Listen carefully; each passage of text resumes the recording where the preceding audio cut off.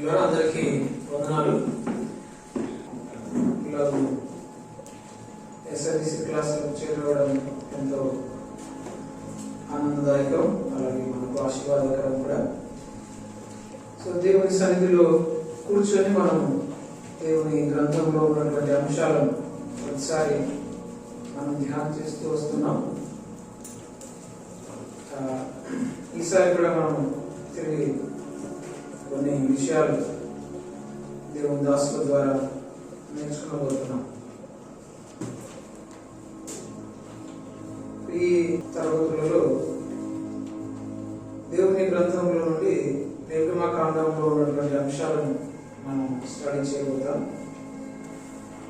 మనకు సమయం ఈ సెమిస్టర్లో చాలా కొద్దిగా ఉంటుంది, 2.5 రోజులు మాత్రమే మనం ఉంటాం.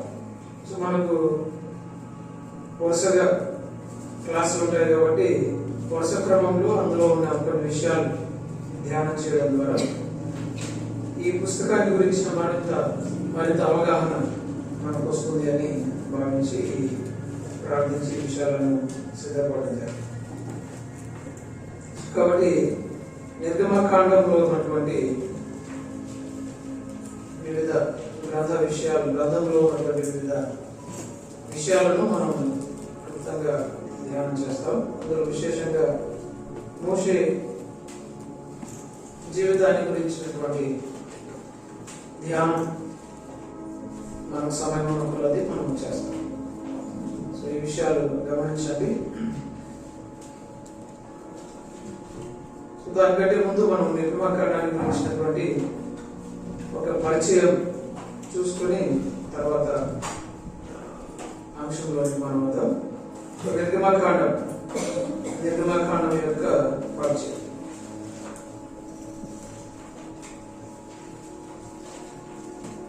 నిర్గమకాండం అనేది బైబిల్ గ్రంథంలో ఎన్నో పుస్తకం? 2వ పుస్తకం. ధర్మశాస్త్రంలో కూడా. సో వరుస క్రమంలో బైబిల్ గ్రంథ పుస్తకాల అమరిక వరుస క్రమంలో ఇది 2వది. నిర్గమకాండంలో మొత్తం ఎన్ని అధ్యాయాలు ఉన్నాయి? లాస్ట్ తెలియదు అప్పుడు ఏం చేయాలి, ఇండెక్స్ చూస్తే 40 అధ్యాయాలు. నిర్గమకాండంలో మొత్తము 40 అధ్యాయాలు. 40 అధ్యాయాలు 1213 వచనాలు ఉన్నాయి. నిర్గమకాండంలో 1200 సంగీతాలు గుర్తుపెట్టుకోవడం సులభం కదా. 12 10 చక్రం పాతబడిన 1213 వచనాలు ఈ గ్రంథంలో మనకు కనబడతాయి. సరే, ఈ నిర్గమకాండాన్ని గురించి మనం ధ్యానం చేయడానికి ముందు నిర్గమకాండ గ్రంథ రచయిత, నిర్గమకాండం యొక్క గ్రంథ రచయిత ఎవరు రాశారండి? మోషే. అందులో అనుమానం ఏం లేదు కదా. సో నిర్గమకాండాన్ని మోషే రాశారు. ఇంకా పంచకాండాలు, మొత్తం పంచకాండాలు అంటే 5: ఆదికాండం, నిర్గమకాండము, లేవియకాండము, సంఖ్యాకాండం, ద్వితీయోపదేశ కాండం. సండే స్కూల్ పిల్లలు బాగా. సో ఈ 5 పుస్తకాలు దాదాపు ఎక్కువ భాగం ఈ 5 పుస్తకాల రచయిత మోషే అని మనందరకు తెలుసు. సో ఈ విషయాన్ని గురించి మనం ఎక్కువగా చర్చించవలసిన అవసరం లేదు. మోషేనే ఈ గ్రంథాన్ని రాశాడు అనేటువంటి విషయాలు మనం చూడవచ్చు. సో ద్వితీయోపదేశ కాండం చివరి భాగంలో కూడా దేవుడు ఆ విషయాలు మోషేతో వివరించి దాన్ని గ్రంథస్థం చేయించినట్లుగా మనం చూస్తాం. ఈ నిర్గమకాండం యొక్క థీమ్, నిర్గమకాండం యొక్క ముఖ్యాంశాలు దాన్ని చూసినప్పుడు అసలు ఈ నిర్గమకాండం పేరు గురించి కూడా మనం కొంచెం తెలుసుకోవాలి. నిర్గమకాండానికి హెబ్రీ బైబిల్లో షమోత్ అంటారు. బైబిల్ గ్రంథం ఏ భాషలో రాయబడింది? Hebrew, Greek, Aramaic. భాషల్లో రాయబడింది. బైబిల్ గ్రంథము ఒరిజినల్ గా అంటే ఫస్ట్ మొదలు రాసేటప్పుడు అసలు ప్రతులు 3 భాషల్లో రాయబడ్డాయి. హెబ్రీ భాష, అలాగే పాత నిబంధనలో కొంత భాగము అరామిక్ భాష. అరామిక్ భాష అంటే క్రీస్తుపూర్వం 6 నుండి 4 శతాబ్దాల మధ్యలో ఎక్కువగా ప్రాచుర్యంలో ఉన్నటువంటి భాష. కల్దీయులు ఉపయోగించిన వ్యాపార భాష. ఆ తదుపరి యూదులకు వాడుక భాష. ఇది అరామిక్ భాష. అరామిక్ భాషలో ఎందుకు రాశారంటే ఆ కాలంలో యూదులు బబులోను చెరకు వెళ్ళారు. బబులోను చెరకు వెళ్ళిన తర్వాత వారు అక్కడ అరామిక్ హెబ్రీ భాషతో మిళితమైనటువంటి భాష వారికి కొత్త వచ్చింది అరామిక్. యేసుప్రభు వారు ఈ భూమి మీద మానవునిగా ఉన్నప్పుడు కూడా ఆయన సంభాషణలంతా అరామిక్ భాషలోనే జరిగాయని పండితులు చెప్తారు. ఆయన ప్రసంగాలు, ప్రజలతో ఆయన సంభాషణలు అన్ని కూడా అరామిక్ భాషలోనే చేస్తారు. కానీ యూదులకు అధికార భాష, ఇష్టమైన భాష హెబ్రీ భాష. వారి సాహిత్యం అంతా హెబ్రీ భాషలోనే ఉంటుంది. వారి ధర్మశాస్త్రం హెబ్రీ భాషలోనే ఉంటుంది. వారు లేఖనాలు నేర్చుకోవడం కూడా హెబ్రీ భాషలోనే చేస్తారు. సరే, ఆ హెబ్రీ భాషలో నిర్గమకాండానికి ఏం పేరు? షమోత్. షమోత్ అనే అర్థం ఏంటంటే నేమ్స్ అని అర్థం, పేర్లు అని అర్థం. సో నిర్గమకాండానికి వాస్తవంగా అసలు పేరేంటి? హెబ్రీ భాషలో పేరేంటి అంటే అర్థం ఏంటి? పేరు. మొదటి అధ్యాయం మొదటి వచనంలో ఉన్న ఆ పదాన్ని లేదా సెంటెన్స్ ను ఆధారం చేసుకుని దానికి షమోత్ అని పేరు పెట్టుకున్నారు.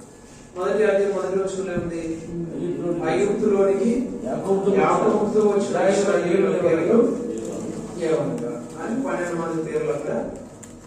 సో ఆరంభాన్ని ఆధారం చేసుకుని ఈ గ్రంథానికి పేర్లు అని పేరు వచ్చింది. పేర్లు అని పేరు వచ్చింది. అదే గ్రీక్ భాషలో నిర్గమకాండాన్ని ఎక్సోడస్ అని అంటారు. EXODOS exodus.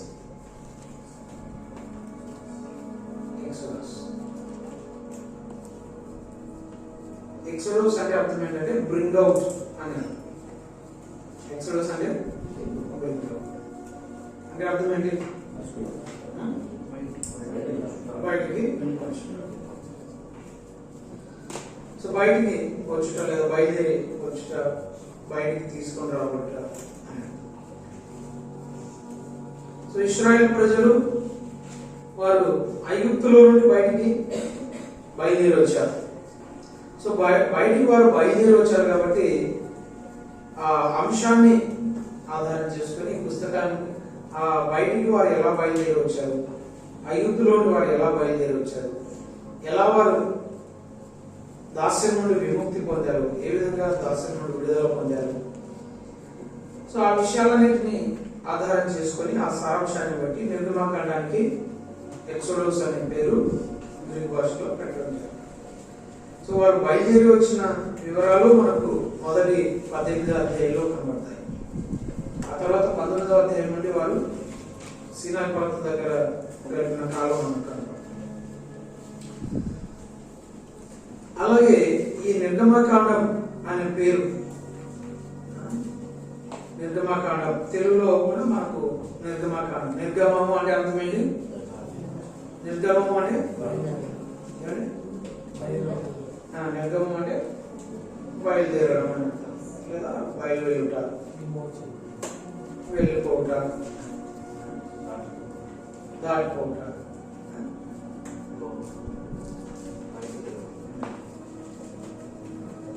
సో కాబట్టి నిర్గమము అనేది గ్రీక్ భాషలో ఉన్నటువంటి పేరును ఆధారం చేసుకొని తెలుగులో దాన్ని తర్జుమా చేయడం బయటికి.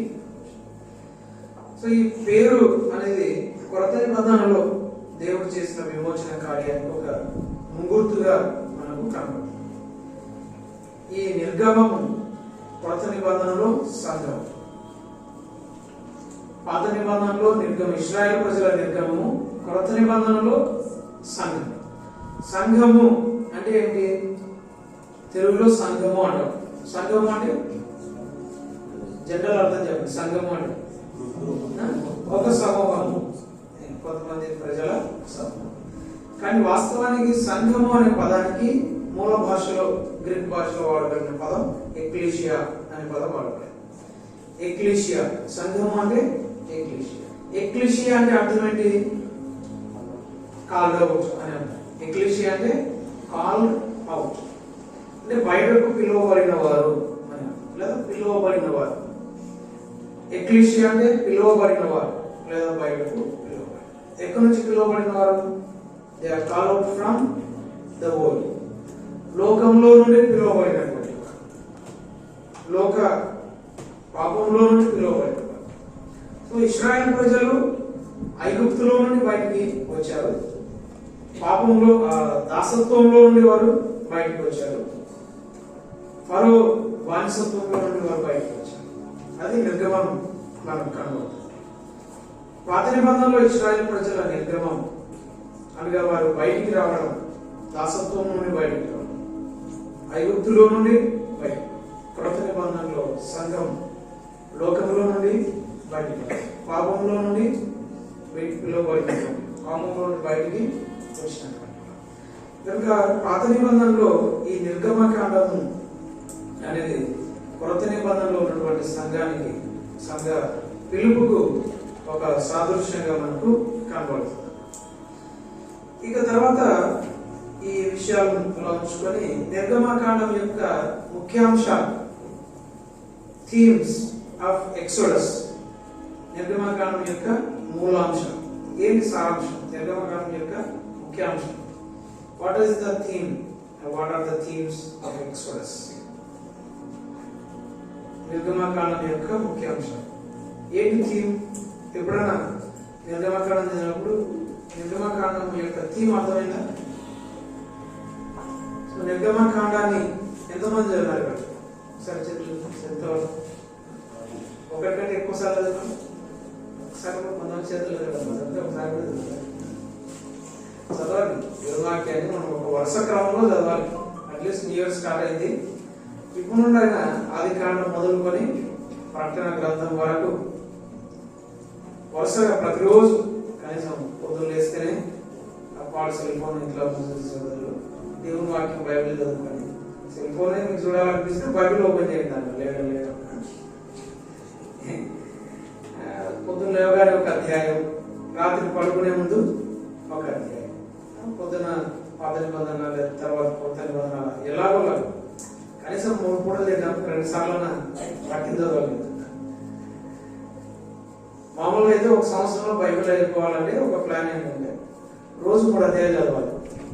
రోజు 3 పూటలు తిన్నట్టు 3 అధ్యాయాలు చదవాలి. ఉదయం, మధ్యాహ్నం, రాత్రి.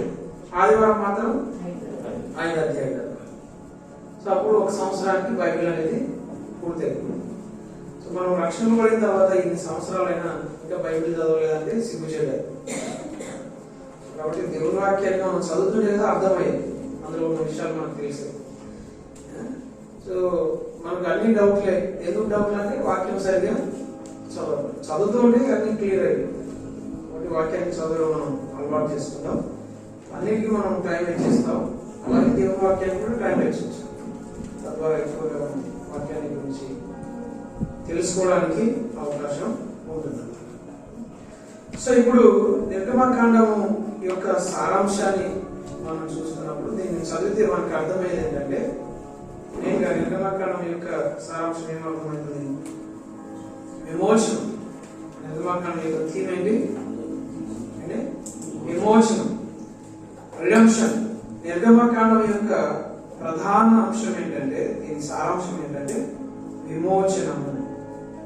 ఇశ్రాయేల్ ప్రజలను దేవుడు విమోచించినటువంటి విధానం, వారిని బయటికి తీసుకొని వచ్చినటువంటి విధానం, అవన్నీ మనకు నిర్గమకాండంలో కనబడతాయి. కాబట్టి విమోచన అనేటువంటి గొప్ప విషయాన్ని నిర్గమకాండంలో మనం చూద్దాం. విమోచింపబడటం, దేవుని ప్రజలు విమోచింపబడినటువంటి వారుగా, అనగా వారు విడుదల పొందినటువంటి వారు. విమోచనం అంటే అర్థం ఏంటి? విడుదల అని. విమోచనం అంటే విడుదల అని. సో విడుదల, దేవుని ప్రజలు వారు విడుదల పొందారు. ఎక్కడి నుంచి విడుదల పొందారు? బానిసత్వం నుండి విడుదల. ఐగుప్తు బానిసత్వం నుండి విడుదల పొందారు. అదే విషయం. దేవుడు ఇశ్రాయేలు ప్రజలకు ఇచ్చినటువంటి ఈ రిడెంప్షన్, ఈ విడుదల అనేది it's a part of God's eternal plan of human redemption. దేవుడు మానవునికి ఇవ్వబోతున్నటువంటి అంతిమ విమోచనలో ఇశ్రాయేలు విమోచన అనేది ఒక ముందస్తు చర్య. కాలం సంపూర్ణమైనప్పుడు యేసుక్రీస్తు ప్రభు వారు ఈ లోకానికి దిగి వచ్చి సర్వమానవాళికి విడుదల కలిగించారు. సో ఆ విడుదల కలిగించడానికి ముందుగా దేవుడు నిర్గమకాండంలో ఇశ్రాయేలు ప్రజలను విడుదల చేసి ఒక ముందస్తు సూచన ఆయన నుంచి పోయినట్లుగా మనకు కనబడుతుంది. సో నిర్గమకాండం అనేది విడుదల లేదా విమోచన అనేది మనకు కనబడుతుంది. సో మనం కూడా దేవుని చేత విమోచింపబడిన వారం, విడుదల పొందినటువంటి వారం అని క్రొత్త నిబంధనలో చాలా చోట్ల మనం చూస్తాం. సో అందులో ఒక్క వచనాన్ని చదువుకొని మనం తర్వాత ముందుకెళ్దాం. దేవుడు మనల్ని ఏ విధంగా విడుదల చేశాడు, విమోచన చేశాడు. కొలస్సీ పత్రిక 1వ అధ్యాయం 13వ వచనం. కొలస్సీ పత్రిక 1వ అధ్యాయం 13వ వచనం. ఆయన మనలను అంధకార సంబంధమైన అధికారముల నుండి విడుదల చేసి, అంధకార సంబంధమైన అధికారములో నుండి విడుదల చేసి మనం చూస్తాం. సో దేవుడు మనల్ని ఎక్కడి నుండి విడుదల చేశాడు? ఇశ్రాయేలు ప్రజలను దేవుడు పరో అధికారం నుండి విడుదల చేశాడు. కానీ మనల్ని మాత్రం అంధకార సంబంధమైన అధికారంలో నుండి విడుదల చేశాడు. 14వ వచనం మనం చదువుతాం. ఆ కుమారుని యందు మనకు విమోచనము. సో ఇశ్రాయేలు ప్రజలను దేవుడు విమోచించినట్లుగా దేవుడు మనల్ని కూడా విమోచించాడు. వారికైతే బానిసత్వం నుండి విమోచన, మనకైతే పాపం నుండి విమోచనము అనగా పాప క్షమాపణ కలుగుతున్నది అని మనం. దేవుడు మనల్ని విమోచించిన విధానం ఎంతో, ఇశ్రాయేలు ప్రజలను విడుదల చేసిన విధానం గొప్పది. అలాగే దేవుడు మనల్ని విమోచించిన విధానం కూడా అంతకంటే గొప్పది. కాబట్టి ఇశ్రాయేలు ప్రజలను ఐగుప్తులో నుండి విమోచించడానికి దేవుడు ఏం చేశాడు? మోషేను పంపించాడు. ఇశ్రాయేలు ప్రజలను ఐగుప్తులో నుండి విడుదల చేయడానికి, ఐగుప్తులో నుండి వారిని విమోచించడానికి ఏం చేశాడు? మోషేను వారి దగ్గరికి నాయకునిగా పంపించాడు.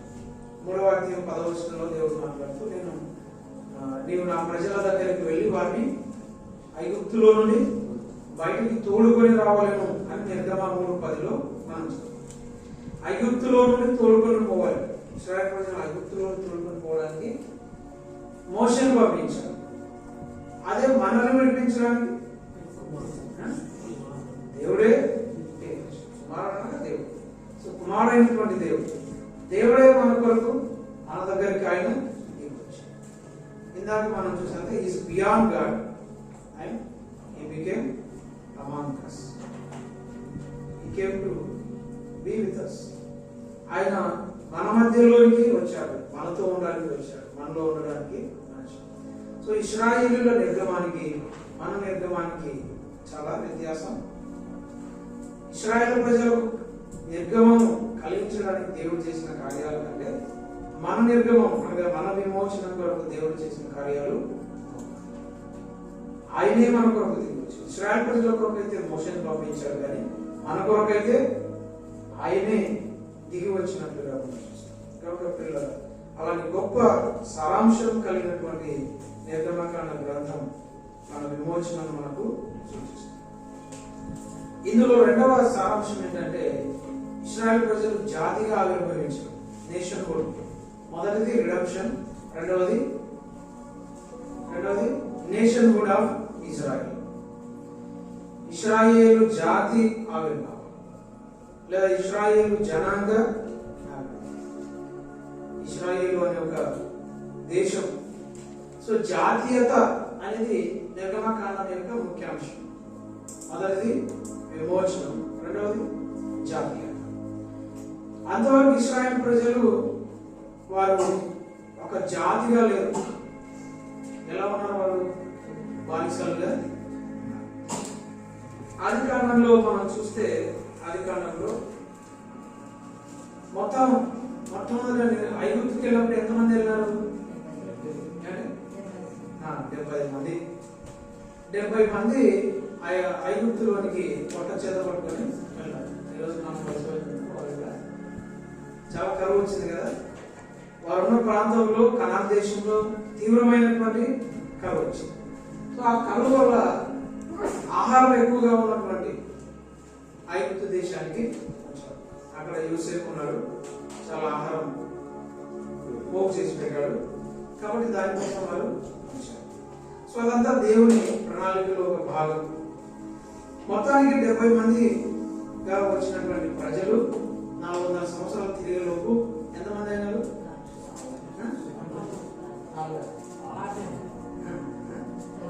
6 లక్షలు కాల్వలం కాకుండా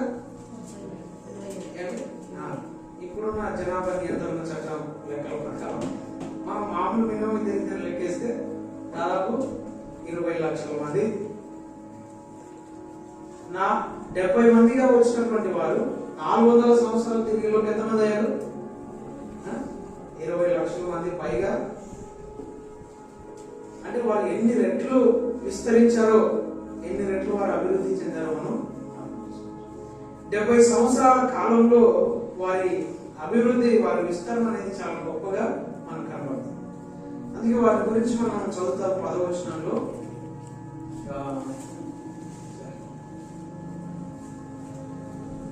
12వ వచనం అదే వాళ్ళు మనం చూస్తాం.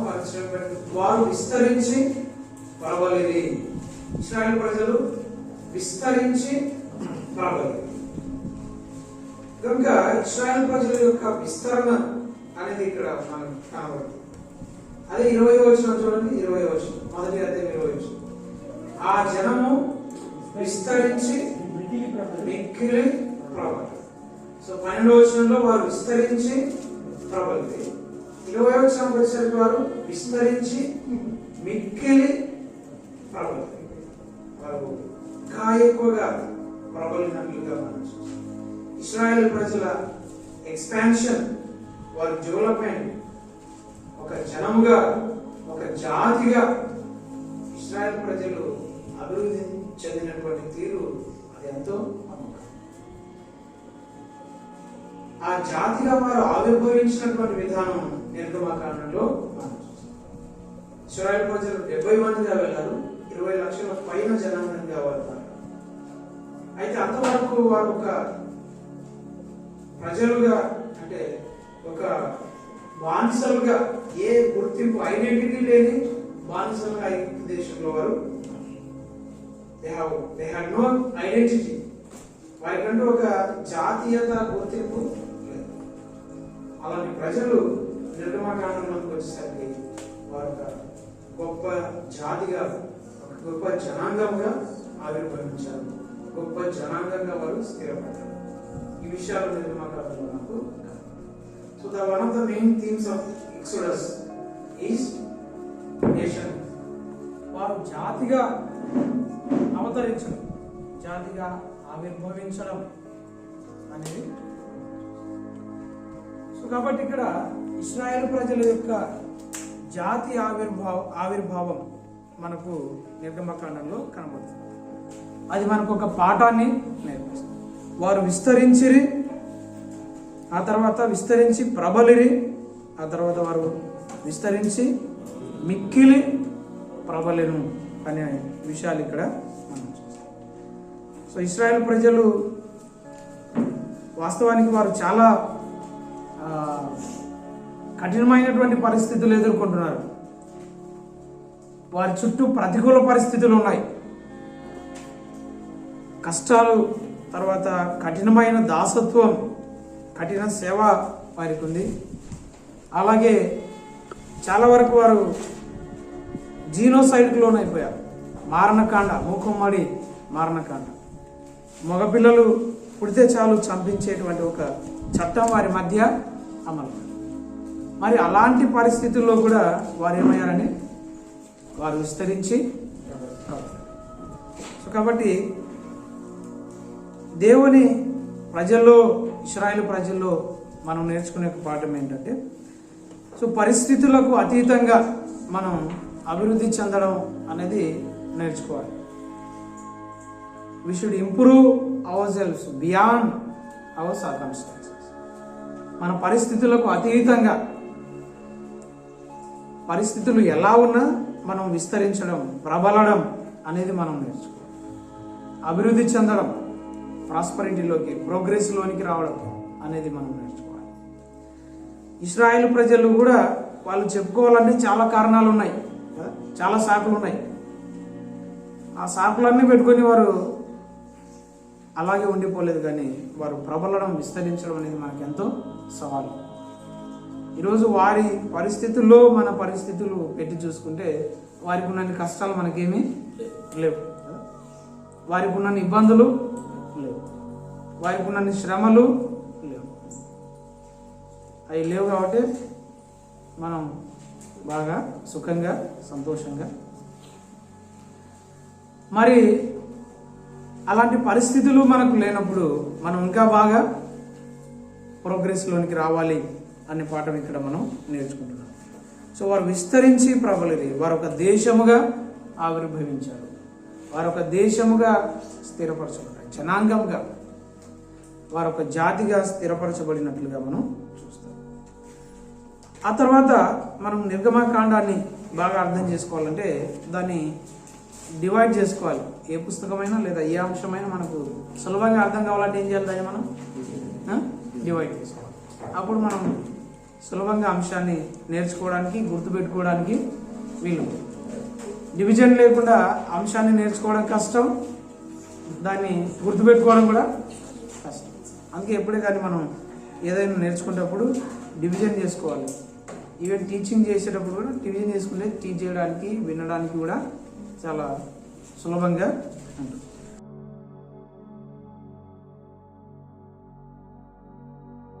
మరి నిర్గమకాండాన్ని మనం విభజించుకున్నప్పుడు, ద డివిజన్ ఆఫ్ ఎక్సోడస్, గ్రంథ విభజన, నిర్గమకాండాన్ని మనం విభజించినప్పుడు దీన్ని 2 రకాలుగా మనం విభజించవచ్చని బైబిల్ పండితులు చెప్తారు. అందులో మొదటిది based on the places, based on the stations. ఇశ్రాయేలు ప్రజలు ఉన్నటువంటి స్థావరాలను బట్టి, వారి యొక్క ప్రదేశాలను, వారి స్థావరాలను బట్టి, నివాస స్థానాలను బట్టి మనం నిర్గమకాండాన్ని 3 భాగాలుగా విడగొట్టుకుంటాం. So there are 3 divisions in Exodus based on the camps or places. అందులో మొదటిది ఏంటంటే ఐగుప్తులో ఇశ్రాయేల్ ప్రజలు, ఇజ్రాయెలైట్స్ ఇన్ ఈజిప్ట్. మొదటి 13 అధ్యాయాలు, మొదటి అధ్యాయం నుండి 13వ అధ్యాయం వరకు ఐగుప్తులో ఇశ్రాయేల్. రెండవది అరణ్యంలో ఇశ్రాయేల్ ప్రజలు, అరణ్యంలో ఇశ్రాయేలు, ఇజ్రాయెలైట్స్ ఇన్ ద విల్డర్నెస్. ఇది 14వ అధ్యాయం నుండి లేదా 13 మధ్య భాగం నుంచి వస్తుంది. 13 నుండి 18వ అధ్యాయం వరకు, 13 నుండి 18 వరకు. ఇక మూడవది సీనాయి పర్వతం దగ్గర ఇశ్రాయేల్ ప్రజలు. సీనాయి పర్వతం దగ్గర వారు ఏ విధంగా ఉన్నారో ఆ విషయాలు 19వ అధ్యాయం నుండి 40వ అధ్యాయం వరకు ఇజ్రాయెలైట్స్ ఎట్ ద మౌంట్ సీనాయి, సీనాయి పర్వతం వద్ద ఇశ్రాయేల్. సో ఈ 3 భాగాల కింద మనం ఈ గ్రంథాన్ని చదివితే అది మనకు సులభంగా అర్థం. సో మొదటి 12 అధ్యాయాలు లేదా 13వ అధ్యాయం మొదటి భాగం వరకు మనకు ఇశ్రాయేల్ ప్రజలు ఎక్కడ కనపడతారండి? వారు 12వ అధ్యాయం వరకు వారు ఐగుప్తులో కనబడతారు.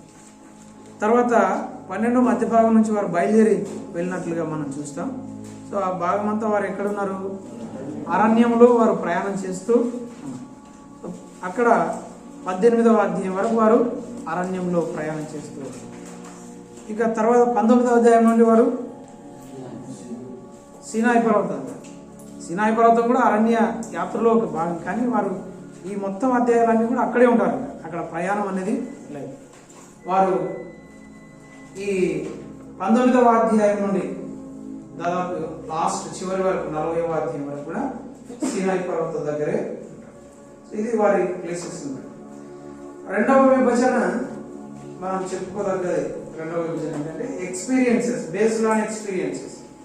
వారి అనుభవాలను బట్టి నిర్గమకాండంలో ఇశ్రాయేల్ ప్రజలు పొందిన అనుభవాలను బట్టి నిర్గమకాండాన్ని 6 భాగాలుగా విభజించుకుంటారు.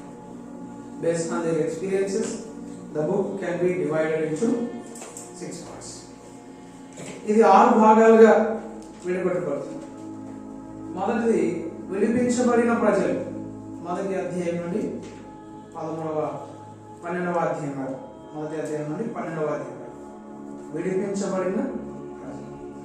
ఇశ్రాయేల్ ప్రజలు ఐగుప్తులో నుండి వారు ఎలా విడిపించబడ్డారు ఆ విషయాలన్నీ మనకు మొదటి 12వ అధ్యాయంలో కనబడుతుంది. తర్వాత రెండవది నడిపించబడిన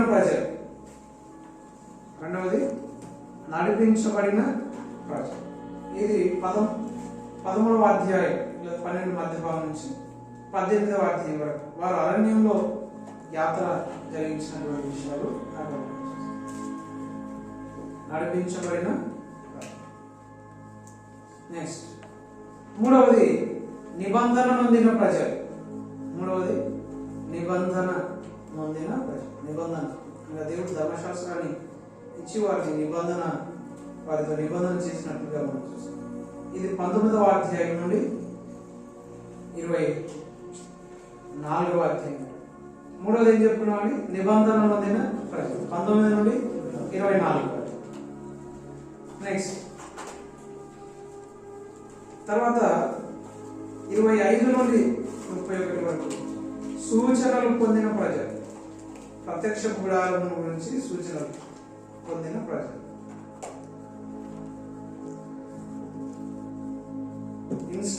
ఇన్స్ట్రక్టెడ్ పీపుల్. మొదటిది విడిపించబడిన ప్రజలు, డెలివర్డ్ పీపుల్. రెండవది నడిపింపబడిన. మూడవది నిబంధన పొందిన ప్రజలు. నాలుగవది ప్రత్యక్ష గుడార సూచనలు పొందిన. ఇక 32 నుండి 34 వరకు 32 నుండి 34 వరకు 32 పడిపోయిన ప్రజలు. ఇక తర్వాత 35 నుండి చివరి వరకు ప్రత్యక్షపు గుడారము నిర్మించబడింది. సో వారి అనుభవాలను మనం ఆధారం చేసుకొని ఈ గ్రంథంలో ఉన్న విషయాలను మనం 6 భాగాలుగా విభజించాం. సో ఈ 6 విషయాలు ఇందులో ఉంటాయి. తర్వాత మనం ఈ సెషన్ అంతా ఎక్కువగా ఇన్ఫర్మేటివ్ సెషన్. ఎక్కువగా మనం అంటే నిర్గమకాండంలో ఉన్న సమాచారం లేదా విషయాన్ని కంటెంట్ మనం అర్థం చేసుకునే ప్రయత్నం. తర్వాత నిర్గమకాండంలో 10 అనేవి ఎక్కువ మనం కనపడతాయి. కొన్ని చెప్పండి. నిర్గమకాండంలో 10 ఆజ్ఞలు, 10 తెగులు, 12 మందిలో చెడు సమాచారం, 10 మంది చెడు సమాచారం తెలిసిన 10 మంది, మంచి సమాచారం ఎంతమంది, 10 తెగులు, తర్వాత 10 ఆజ్ఞలు, 10 మంది చెడ్డ సమాచారం తెచ్చిన వారు, 10 తెరలతో మందిరం ఆవరణం. తర్వాత ఇట్లా 10 చాలా ఉన్నాయి. అందులో 10 ప్రత్యక్ష గుడారంలో 10 రకాల వస్తువులు ముఖ్యమైనవి. ప్రత్యక్ష గుడారంలో 10 రకాల వస్తువులు. తర్వాత దేవుడు ఇచ్చిన ధర్మశాస్త్రంలో ఈ 10 ఆజ్ఞలు కాకుండా ఆయన ఇచ్చిన ఈ న్యాయ విధులని 25వ అధ్యాయం నుండి మొదలవుతాయి కదా. 5వ అధ్యాయం నుంచి దేవుడు ఇశ్రాయేలు ప్రజలకు ఇచ్చినటువంటి 23 ఇక్కడ దేవుడు ఇచ్చినటువంటి న్యాయ విధులు నిర్గమకాండం చూడండి. 21వ అధ్యాయం 21వ అధ్యాయం మొదటి వచనంలో నీవు వారికి నియమించవలసిన న్యాయ విధులు ఏమనగా అని ఆ న్యాయ విధుల్లో దేవుడు చెప్పిన విషయాలన్నీ క్రోడీకరిస్తే 10 రకాలైనటువంటి న్యాయ విధులు కనబడతాయి. సో అలా మొత్తానికి నిర్గమకాండంలో అంశాల సమాహారం 10 సంఖ్యతో ఎక్కువగా కనబడుతుంది.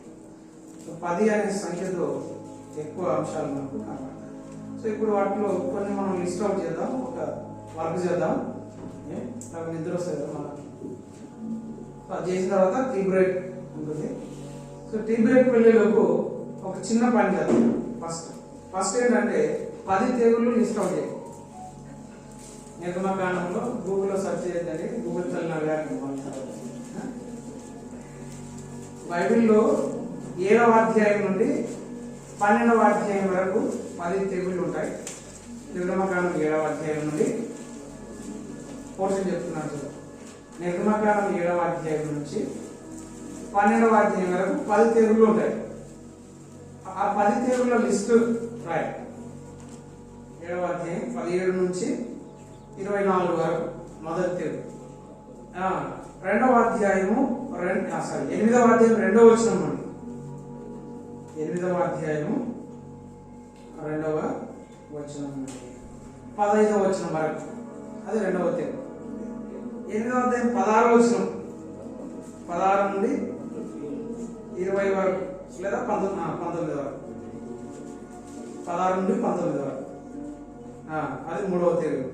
4వ తెగులు 8వ అధ్యాయం 20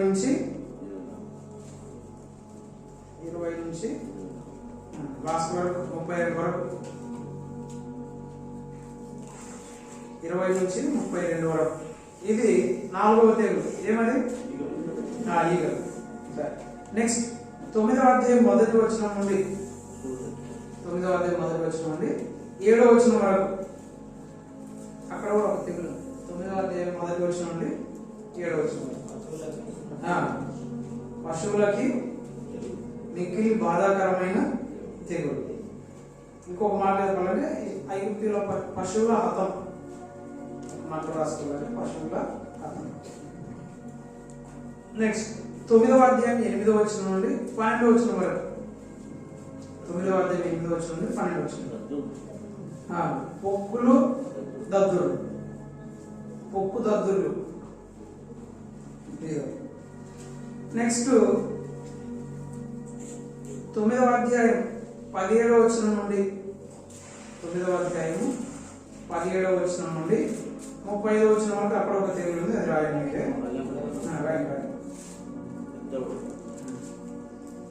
ఏదైనా ఇప్పటికి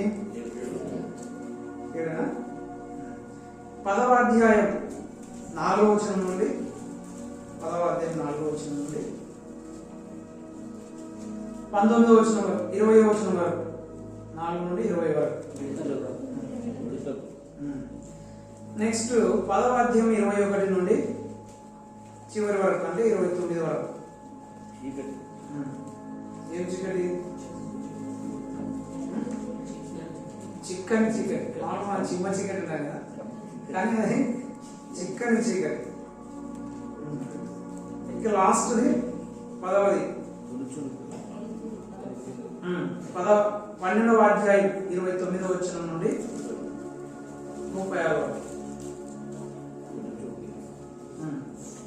ఏమైంది అక్కడ?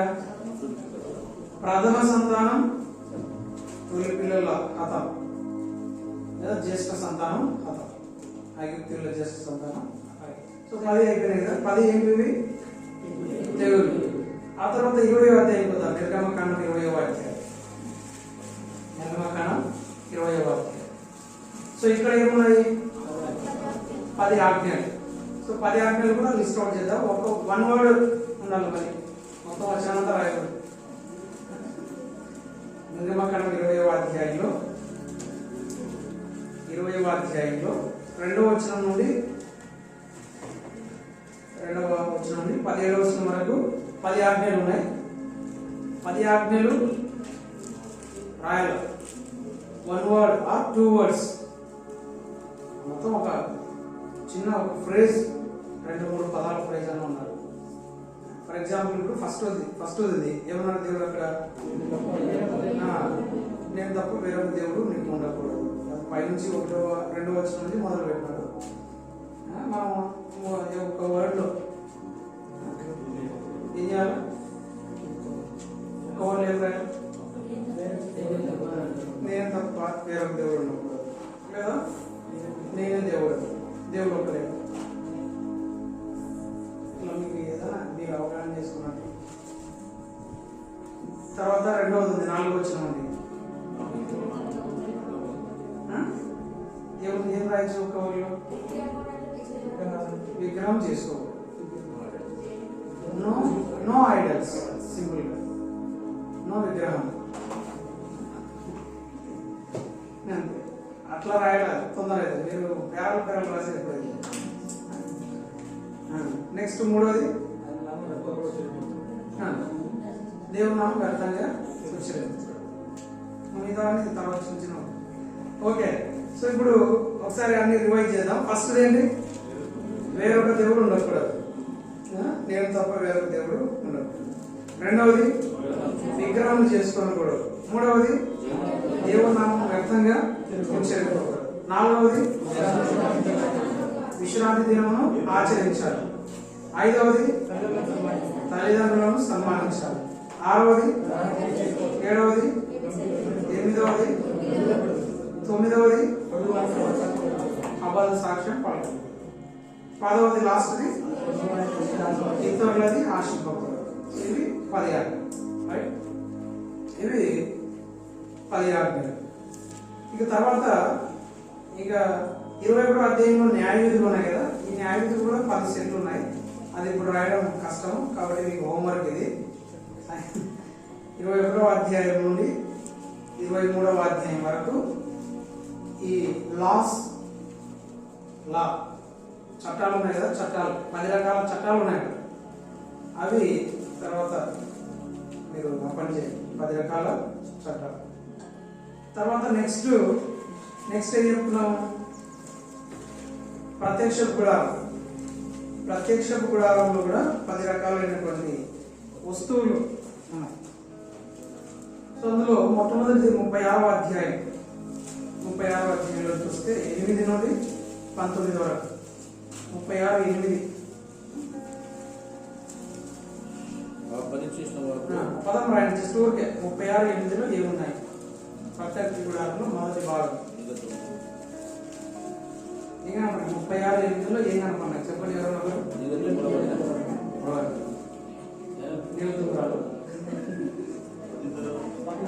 ఎవరు తెరలు ఉన్నాయి కదా అక్కడ.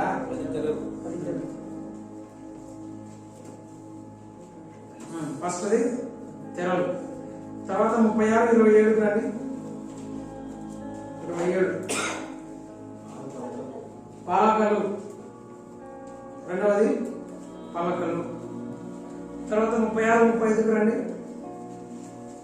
36:35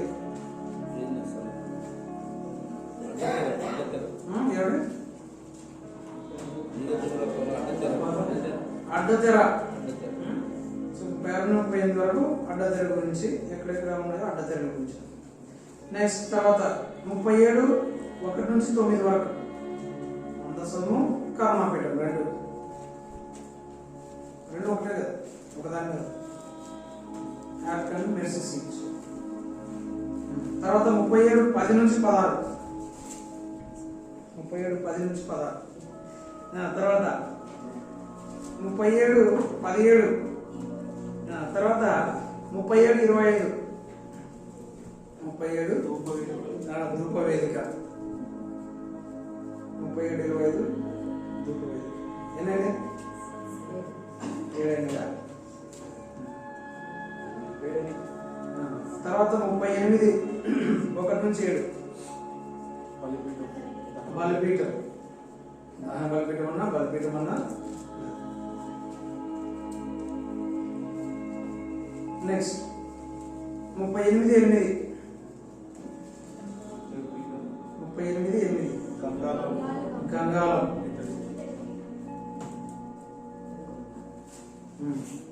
గంగాలము పీట ఎంతో ఒకసారి వస్తువు ఓకే, మెటీరియల్ యూజ్ చేసింది ఇత్తడి, వస్తువు గంగాలం పీట.